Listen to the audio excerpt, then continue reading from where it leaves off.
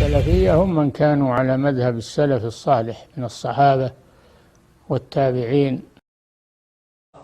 Sachez que dans ce mois béni, dans ce mois de Ramadan dans lequel nous sommes rentrés et dans lequel nous sommes encore dans le début, eh bien sachez que dans ce mois, le Coran a été révélé. Allah Azza wa Jal l'a fait descendre des cieux jusqu'au dernier de Allah al-Mahfouz jusqu'au dernier des cieux. Et par la suite, le Coran a continué à descendre sur le prophète Mohammed sallallahu alayhi wa sallam pendant une durée de 20 ans. Pendant que le prophète sallallahu alayhi wa sallam a reçu la révélation. Et le Coran était révélé selon les occasions et selon les situations.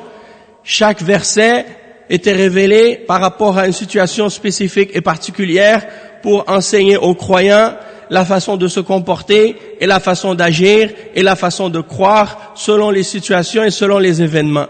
Et Allah Azza wa Jal, le sage et le tout-puissant, il a révélé sa parole à son prophète, le prophète Mohammed sallallahu alayhi wa sallam, pour que ce soit une source de guidance, une source de lumière, une source de clarté pour la umma de Mohammed sallallahu alayhi wa sallam.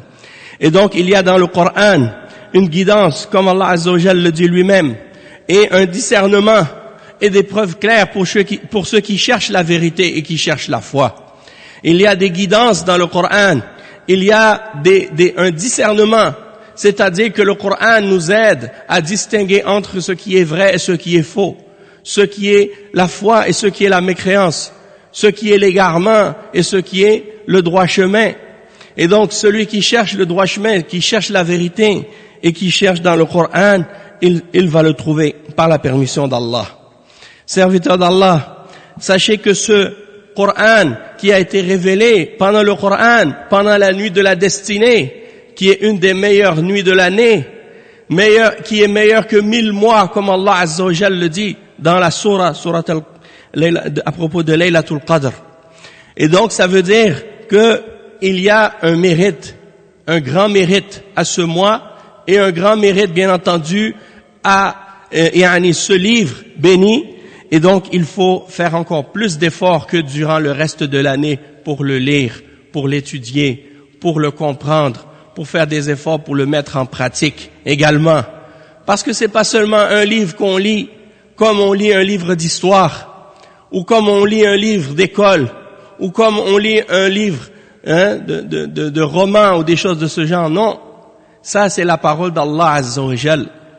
Donc c'est le livre par lequel Allah Azza wa Jal a tranché entre les croyants et les mécréants, entre les gens qui seront au paradis et ceux qui seront en enfer.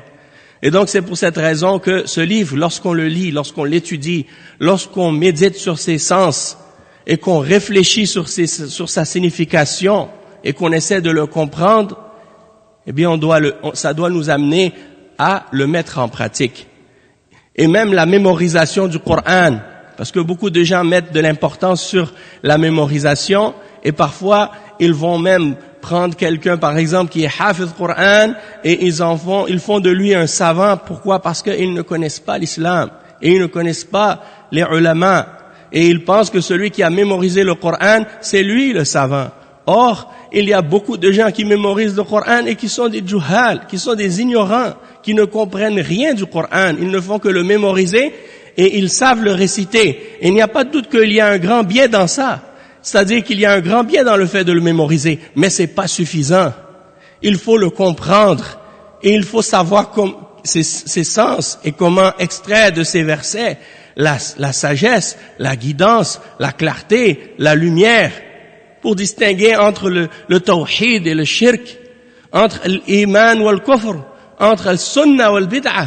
Toutes ces choses-là, beaucoup de gens qui mémorisent le Coran, ils ne savent pas distinguer entre ces choses, malheureusement.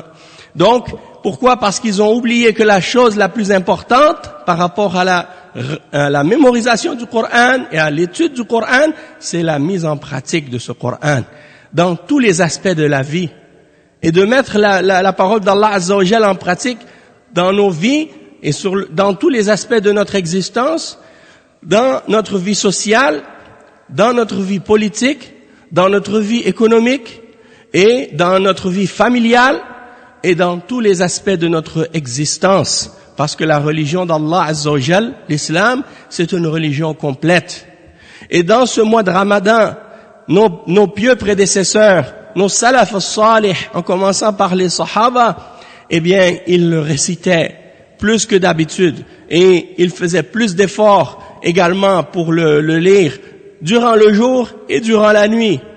Et certains, on a rapporté qu'ils le récitaient chaque 3 jours. Ils le complétaient du début jusqu'à la fin. Chaque 3 jours, ils le lisaient au complet. Certains, chaque 7 jours. Et d'autres, même chaque nuit, pendant les 10 dernières nuits du Ramadan, ils terminaient le Coran chaque soir, du début jusqu'à la fin.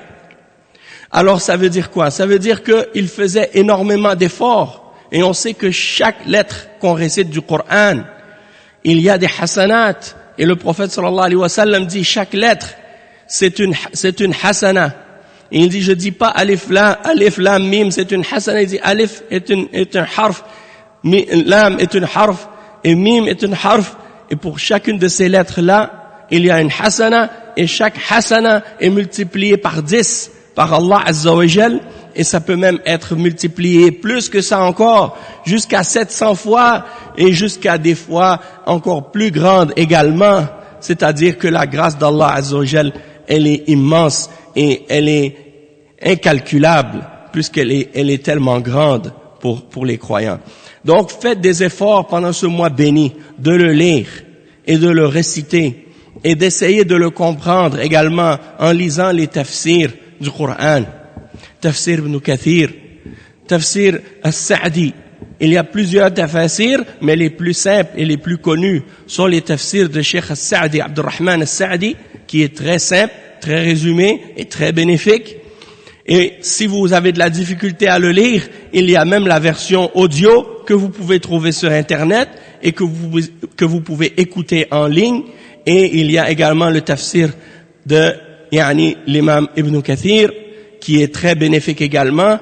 Et si vous avez de la difficulté à le lire, il y a même tahdhib. Le tahdhib, c'est-à-dire le résumé ou le sommaire de Tafsir Ibn Kathir, si vous connaissez l'arabe. Et il y a même des traductions de ces livres-là en français si vous ne connaissez pas l'arabe. Donc tout ça, c'est pour vous inciter. Et également, juste pour rappeler en terminant, que pendant les jours du Ramadan, tous les jours de la semaine, du lundi jusqu'au vendredi, on va faire le tafsir ici dans la mosquée pour ceux qui ont le temps ou ceux qui sont libres après Salat al-Dhuhr. Donc tous les jours, il y aura un cours de tafsir pendant le mois de Ramadan après Salat al-Dhuhr. Si vous pouvez pas être présent, il y a la rediffusion ou la diffusion en direct du cours sur la radio Dhun Nourayn qui est reliée à la mosquée ici et vous pouvez trouver l'adresse en sortant. Donc tout ça pour vous dire que si vous êtes intéressé à comprendre la parole d'Allah Azza wa Jal, eh bien il y a toujours les moyens disponibles. Et si vous voulez faire les efforts, eh bien profitez de ce mois béni pour le faire.